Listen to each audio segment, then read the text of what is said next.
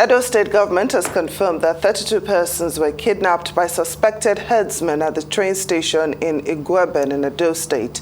Edo State Police Command, according to the statement, said the suspected herdsmen, who were armed with AK-47 rifles, invaded the train station and shot sporadically into the air before marching off with an unspecified number of intending travelers into the nearby bush.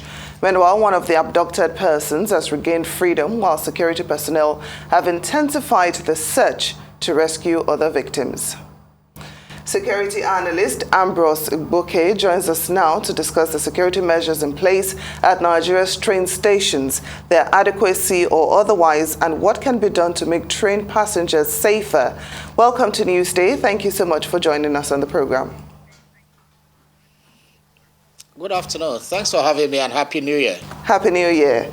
Well, it seems we are meeting on a sad note this year. How can we possibly explain how this was allowed to happen in Edo State? Is it that we didn't learn anything from what happened with the Kaduna-Abuja train attack?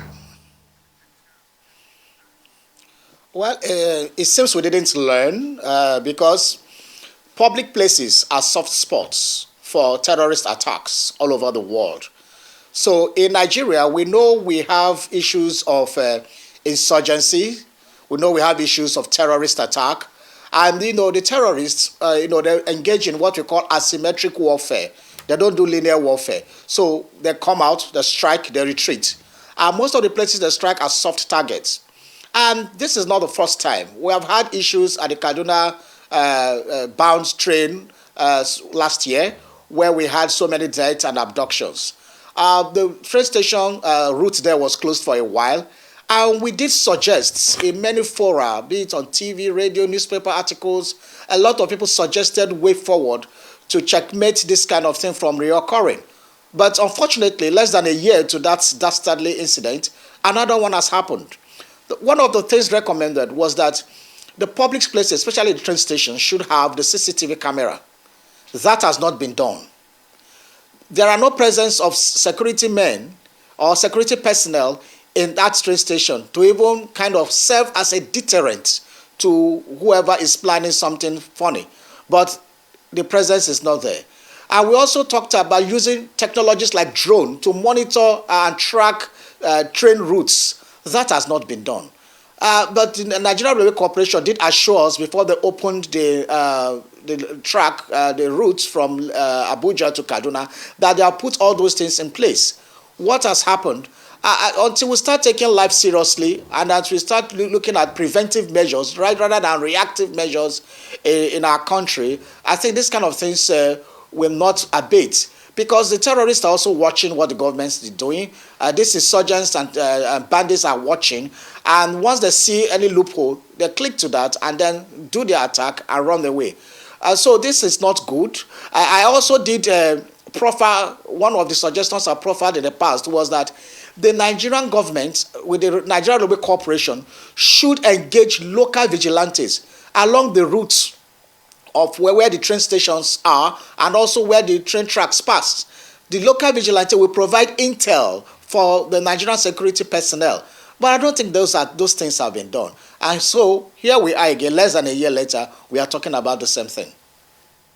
And it's quite unfortunate leading up into an elections period as well. We know that tensions become quite high. Do you... What do you make of the government's reaction to these incidents? Do you feel as though it is swift or strong enough to deter any type of malaction between now and the next train abduction? We hope and pray there's no next one. But government reaction is basically predictable as usual. It seems the government has a template of speech that has been prepared by the media aides or speech writers that anytime this thing happens, you hear cliches like, deeply saddened.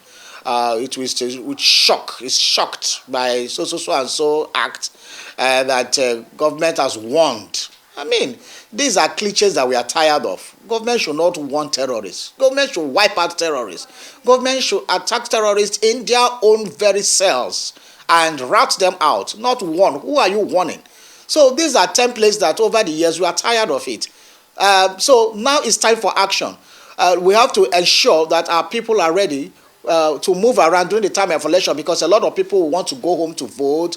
There will be a lot of movement of election materials, a lot of movement of personnel, a lot of movement of INEC staff and all those things. Some of these things might even be moved by the rail and flights and different modes of transportation. Therefore, all our areas of transportation must be secured: the motor parks, the airports, and the rail. And we know that the rail is transporting a lot of people. Therefore, the government should stop just making speeches and cliches in their speech and stop expressing shock, and let them shock the terrorists. They should not be shocked. Let them shock the terrorists for the first time. This is a new year, and I think that the government should have a new resolve in 2023 to tackle these people and not take this country for granted. Well, you've spoken very well, but what's the likelihood, actually, that government will act? Like you said, so many suggestions have been given. We've seen this one too many times. Initially, it was as if terror attacks were limited to the north. Now we've seen the attack on the Catholic Church in Ondo State. We saw what happened in Edo State. So it seems the whole country is vulnerable, but at the same time, it does seem like government is not acting swiftly enough. How then do we get the government to act and actually take this fight to the terrorists? Well, for you and I, what else can we do than do what we are doing, advocacy? What else can we do than, keep talking, keep making suggestions to government so that they can act? We are not the armed forces. We are not the security personnel. We are not in charge of this apparatus of government. Therefore, what we can do is to make advocacy. We pray and hope that those who are concerned, whose duty it is to take decisive actions, actually listen to us. And we keep on making interventions in this case and bring the issue to the front burner. These are the things we can do for you and I. Other than that, there's nothing we can do. We just hope that the government becomes responsive, because the primary duty of any government is the welfare and security of its citizens. That is the first duty spelled out by the Constitution. And if any government cannot provide that, then that means something is fundamentally wrong. The government should wake up to its responsibility, which is its first and basic responsibility: protecting of lives of its citizens and providing for its welfare. Well, we surely do hope that they're listening, and we thank you so much for coming and having this discussion with us, Ambrose Igboke.